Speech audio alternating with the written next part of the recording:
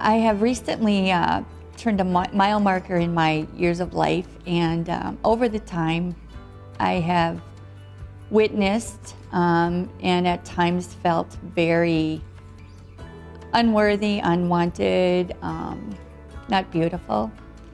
And I guess it began many years ago, upbringing to today, that there's been a passion for me to come into somebody else's life, and it doesn't have to be about the money.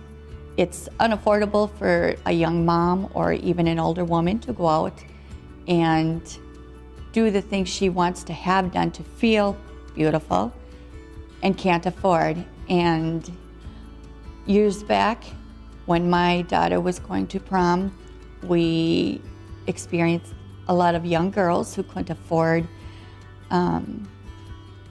hairdos, makeup, dresses, even the flowers. And my daughter at 15 at that time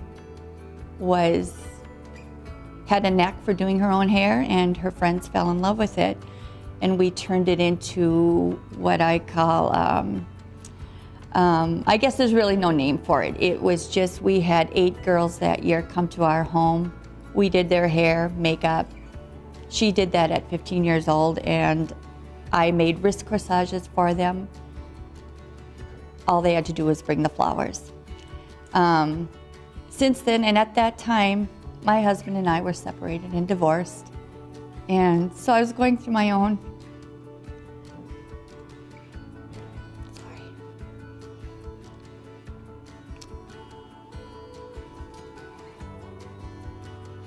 sorry.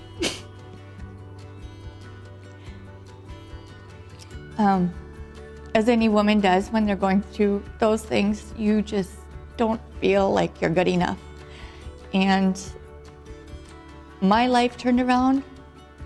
My husband and I remarried on our original wedding date.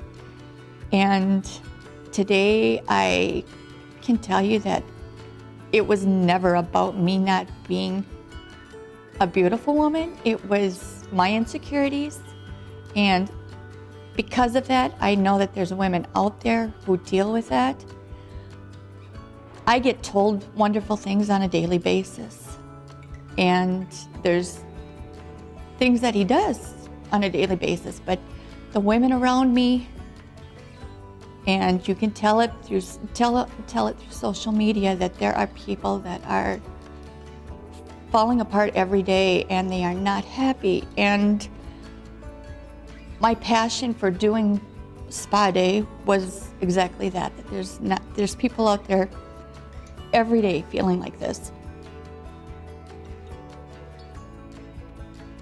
What I witnessed that day was a moment between my daughter and one of the ladies. She was cutting hair for her, and as she finished, she turned in the mirror and began to cry, and my daughter didn't know if she was unhappy but she was crying tears of happiness, gratefulness.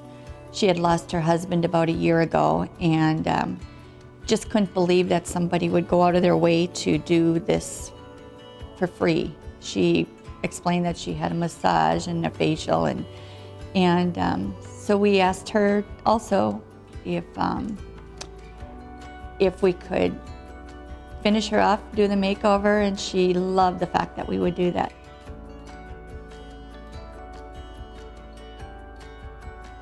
We had a few women come in.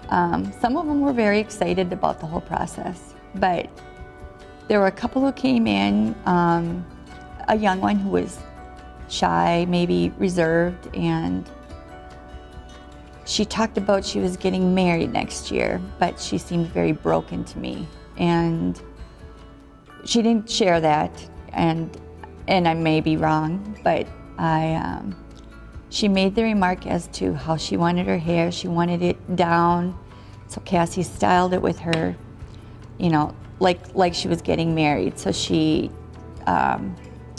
did her hair, went to have a facial, came back, and then asked her specifically if she would do her makeup as if she was walking down the aisle. And so I watched her perform this, do this to her. And as she was finished, I was the, I don't know what my kids actually call me. I don't recall, but I take a lot of pictures. And I told all of the women that were in there that I wanted a picture of them from before and after. And she specifically, when I asked her to do this, gave me an automatic "I'm beautiful" pose. It wasn't just humdry standing there doing nothing. She gave me a pose. And I started to get tears in my eyes because I told her, gave my daughter a hug and said, "Look what you just did for her."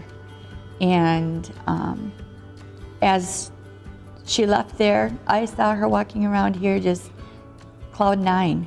You listen to stories of the other woman who lost her husband, couple women who were they were just in and out, just let's get this done and go to the next. And they were trying to take in all of the,